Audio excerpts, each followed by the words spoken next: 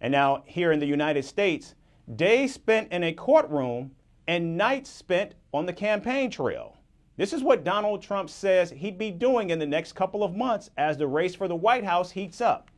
And rightfully so, because along with a political battle, Trump is also juggling explosive legal battles.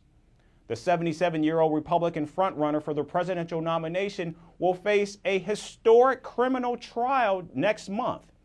He's been accused of covering up hush money payments to a porn star. Our next report gets you the details.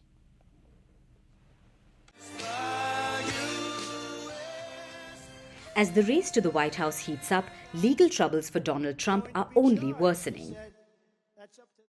A New York judge has set the stage for Trump's first criminal trial. It begins on the 25th of March. Trump will be the first former US president to stand trial on criminal charges. The 77-year-old has been charged with 34 counts of fraud related to alleged hush money paid to porn star Stormy Daniels before the 2016 elections. Everyone. Prosecutors say Trump illegally covered up remittances to his aide Michael Cohen to reimburse him for payments to bury stories about Trump's alleged extramarital affair with Daniels. The lawyer, Michael Cohen, was later jailed on multiple charges.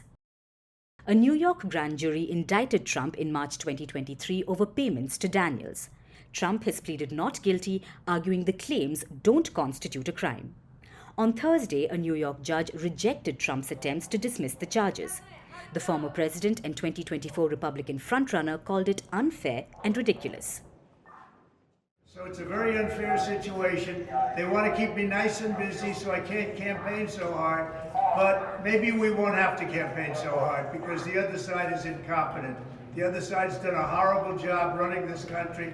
They've done a horrible job at the border. You take a look at New York with the hundreds of thousands of people pouring in from other countries all over the world.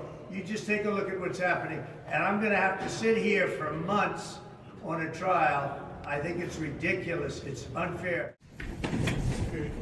At the same time, Trump's counsel also attended a fiery hearing in Atlanta, pushing against separate charges of election fraud and racketeering. These are just 2 of 4 criminal cases that Donald Trump faces as he campaigns to retake the White House. So far, Trump's legal teams have failed to push the actual trials until after November 5th. The Manhattan case will now take the Republican frontrunner for president off the campaign trail for up to 6 weeks. The trial ends on the 5th of May, which means it would conflict with primary contests in 6 states. But Trump has constantly used his legal woes to incite supporters and denounce Democratic opponent Joe Biden.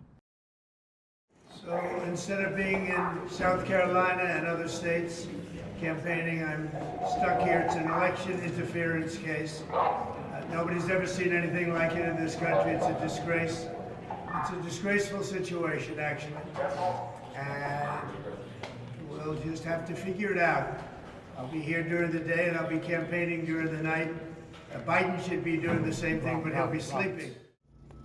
Trump's legal team argued that he would not receive a fair trial in New York. This is because another Manhattan jury awarded $83 million to E. Jean Carroll, who accused Trump of sexual abuse. Trump had mocked and dismissed her for years. And that's not all.